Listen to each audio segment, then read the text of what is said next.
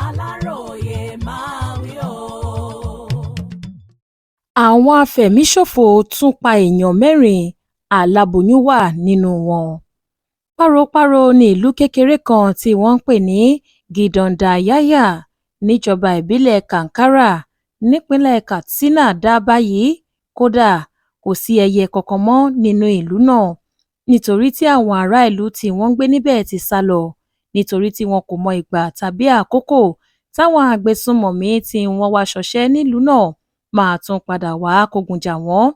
Ó kéré tán, aláboyún kan wà lára àwọn 4 tí wọ́n fi kú ṣèfàjẹ lọ́jọ́ Àìkú Sunday, ọjọ́ 10 oṣù kọkànlá ọdún yìí nígbà táwọn agbésùnmọ̀mí náà wá kógun jà wọ́n.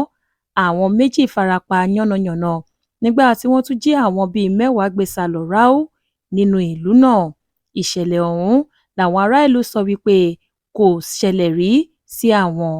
Aláròye gbọ́ wípé àárín òru làwọn agbébọn náà dé sínú ìlú ọ̀hún, bí wọ́n ṣe ti dé ni wọ́n ti bẹ̀rẹ̀ sí ní yìnbọn sókè gbàùgbàù láti fi dá ìpayà ńlá sílẹ̀ sọ́kàn àwọn olùgbé ìlú náà.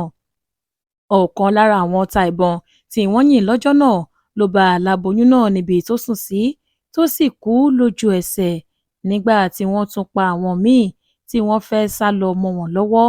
Ohun tó jẹ́ kí ìṣẹ̀lẹ̀ ọ̀hún jẹ́ ìyàlẹ́nu fáwọn èèyàn ni wípé àìpẹ́ yìí ni ìjọba ìpínlẹ̀ náà ṣèpàdé pẹ̀lú àwọn afẹ̀míṣòfò yìí pé kí wọ́n dáwọ́ pípa àwọn ará ìlú náà dúró, ṣùgbọ́n kò jọ wípé ìpàdé náà so èso rere kankan báyìí o. Àmọ́ ṣá o, ìjọba ìpínlẹ̀ náà ti ní àwọn ń ṣiṣẹ́ takuntakun láti lè rí wípé àwọn gba àwọn ará ìlú 10 táwọn agbésùnmọ̀mí náà jí gbé nínú ìlú náà padà láìpẹ́ yìí. Adéwálé Adéoyè ló ṣe àkójọpọ̀ ìròyìn yìí fún ìkànnì Aláròye Online TV.